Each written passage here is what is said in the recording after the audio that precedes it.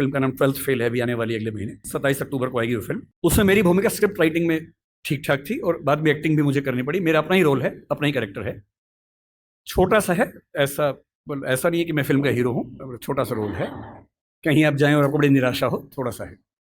तो मैं script writing कर रहा था, फिल्म हिंदी की है, विधु विनोद चोपड़ा उस फिल्म के डायरेक्टर हैं और प्रोड्यूसर भी हैं। तो उन्होंने मुझसे कहा कि स्क्रिप्ट हमने लिखी है लेकिन उसमें थोड़ा सा काम करने की जरूरत है। फिर तय हुआ कि हम फिर से स्क्रिप्टिंग करेंगे उस फिल्म की। तो करीब 70 सीनें, जिनमें से अनुमान से 20-25 मैंने खुद लिखी हैं। वो बड़ा मुश्किल काम होता है, मुझे लगता था कि 2-4 दिन का काम होगा, लेकिन वो 6 से 8 घंटे में एक सीन हो पाता था, तो 2-2 दिन में जाके एक सीन पूरा होता था। बड़ा मुश्किल काम था। फिर खारिज भी होता था, उसमें फिर अमेंडमेंट्स होते थे। 100 बार तो फाइनल ही हुआ, फाइनल नंबर 2, फाइनल नंबर 3, ऐसे करते करते फाइनल होता था। इंटरेस्टिंग बात क्या है कि जब स्क्रिप्ट मेरे पास आई ओरिजिनल हिंदी भाषा में, पर रोमन लिपि में थी। यानी फिल्म में जैसे मान लीजिए सीन है कि मनोज के हाथ में 2 नाली बंदूक है, तो क्या लिखें? MANOJKEHATHMEDONALI अच्छा, मुझे हिंदी रोमन लिपि में पढ़ने में बड़ी बाधा होती है, दुविधा होती है। एक तो बात यहां से वहां हो जाती है, जैसे कोई ध और ढ का अंतर बता ही नहीं सकता अगर मैं रोमन में लिखूं। कोई ऐसा शब्द हो जिसमें ध और ढ में कंफ्यूजन हो जाए। अब मैं कुछ भी करके नहीं समझ सकता कि DH ध है कि ढ है, क्योंकि वो लिपि मेरी भाषा के हिसाब से बनी नहीं है। ड़ अंग्रेजी में मैं कितनी भी कोशिश करूं लिख ही नहीं सकता हूं, ण लिख ही नहीं सकता हूं। मैं हरियाणा में जा रहा हूं और मैं हरियाणा में बोल रहा हूं कि बालक इधर आ, बालक नहीं बोलते हैं, ड़ बोलते हैं, जो ड़ भी नहीं है ल भी नहीं है, दोनों के बीच के साउंड है। अब मैं रोमन में कितनी भी कोशिश करके लिख ही नहीं सकता वो चीज। और एक्टर को बोलना क्या है? बालक। सड़क नहीं लिख सकता हूं, SARAK या SADAK, कैसे लिखूं?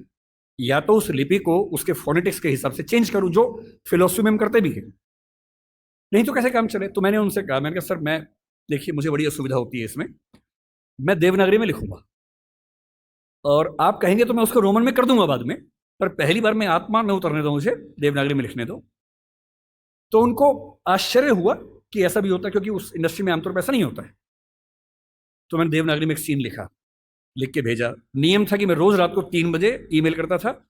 मेरा शेड्यूल था 3 बजे सोने का, उनका था 5 बजे उठने का। तो 5 बजे उठ के पढ़ते थे और 6 बजे तक कमेंट्स आ जाते थे, फिर मैं उठने के बाद उसको ठीक करता था। तो जब पहली बार मैंने भेजा उनको हिंदी में सीन लिख के, तो नेक्स्ट वीडियो कॉल हमारी चल रही थी। अब सोचिए, विधु विनोद चोपड़ा जो कि बहुत बड़े डायरेक्टर प्रोड्यूसर है इस इंडस्ट्री के, 5-6 लोग टीम में हैं, बड़े बड़े लेखक हैं, डायरेक्टर्स हैं, वो सब उस टीम में वीडियो कॉन्फ्रेंसिंग में हैं। सबके सामने क्या बोले? बोले यार ईमानदारी की बात है, पढ़ के मजा आ गया। मुझसे काफी बड़े हैं, मुझे छोटे भाई की तरह मानते। बोले विकास अब तू ऐसे लिख यार, ऐसी मजा आता है।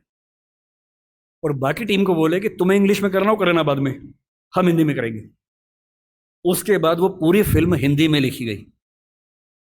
बाद में इंग्लिश में हुआ, जब शूटिंग हुई तो उसको इंग्लिश में कुछ एक्टर्स के लिए किया गया, क्योंकि हर एक्टर नहीं समझ पाता। विशेष रूप से मान लीजिए कोई एक्टर दक्षिण भारत से आ जाए, उसको हिंदी में फिल्म शूट करनी है, कैसे करेगा बेचारा? उसको रोमन में लिख के देते हैं।